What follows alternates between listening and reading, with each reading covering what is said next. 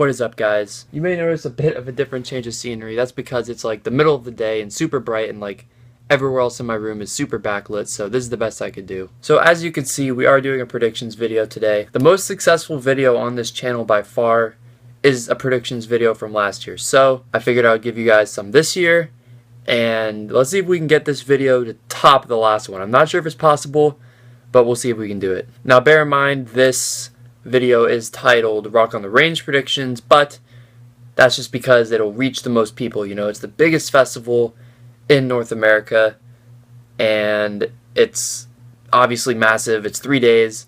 It has more bands than the other ones, so that's why. But this also does apply for Carolina Rebellion or Rockville or Fort Rock or whichever one you go to. Rockville for me, by the way. So yeah, let's just jump right into these predictions. So up first we have Otherwise. Now these guys have been in the scene for a few years. They are releasing a new album this year. There's not really a whole lot else to say. I do think they'll play Rockville and Rock on the Range and all those. I think they'll be a festival band when the time comes. Again, they're not the biggest band, so I'm kind of starting small. But being at these festivals will be great exposure for them. And with the new album coming out, it just makes sense. So a good transition into the next band. Otherwise, we'll be touring with Red and 10 Years coming up shortly. And I do believe that 10 Years will be another festival band. Now, I don't believe I've ever seen them at Rockville, but I know I've seen them at Louder Than Life, which is a similar festival that's actually happening next month rather than in like the summer when the other festivals happen. 10 Years is one of those bands that they seem to be around like all the time. I follow them on social media. I follow a lot of bands on social media, but they seem to be like constantly busy. They're releasing a new album this year, and it is called How to Live as Ghosts, I believe. Sounds pretty interesting. I thought the album they released, was it 2015 was their last album? 2014?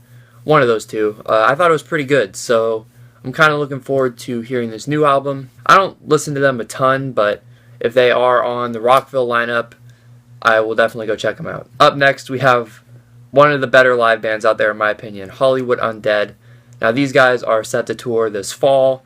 They're releasing a new album as well called 5. Basically, in case you can't see the pattern here, yes, these bands all have either released or will be releasing a new album. But that's just because a lot of the bands that are playing the festivals, that's just the case. Because when you release an album, you tour. You play festivals, you play full tours. So that's pretty much the logic behind that. I did hear the single from Hollywood Undead's upcoming album. It's not too bad. I do really like the band. I really like them live. Unfortunately, I think I'm going to have to miss their show in Orlando this year. There's just too much stuff going on around that time. It's at a really bad time. So I'm hoping they do come through the festivals so I get another chance to see them because they're very, very fun. Up next, we have the Pale Emperor himself, Mr. Marilyn Manson. Now, this is a guy I've seen once. I saw him with Slipknot. I went in with kind of low expectations because he played Rockville 2015.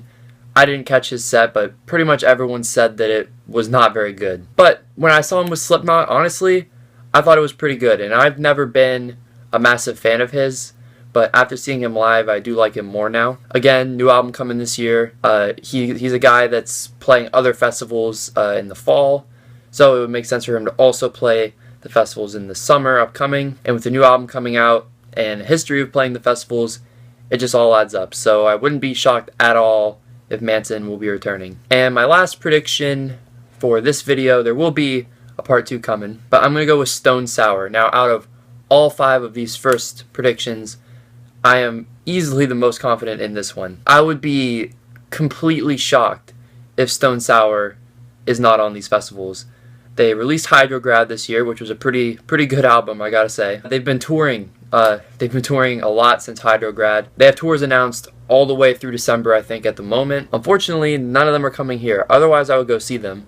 So that also makes me think, well, maybe they're saving their Florida appearance for the festivals. And I really hope that's the case because I really want them on the lineup. I haven't seen them since, was it the beginning of 2014, I believe it was, which it just feels like so long ago. But yeah, they're playing a variety of festivals this fall.